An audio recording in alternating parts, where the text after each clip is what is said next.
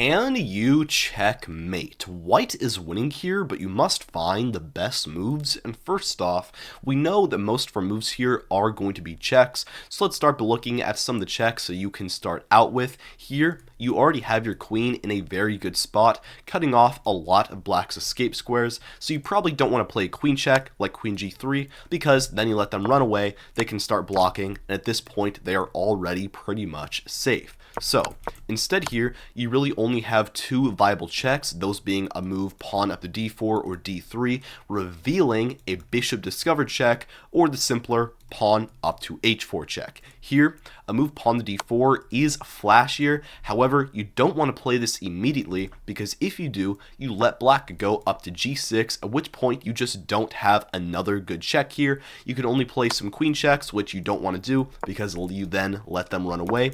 Instead here, you might be forced to play a move like pawn to h4, trying to go for h5, but this is just too slow. Black can counter with their own h5 push. Here, they can now run back, and once again, they are safe. So instead, you want to start with pawn to h4, that way when they back up to g6 here, you can immediately push up to h5 and attack them again. Now, they can either go down to g5 or to the side to h6.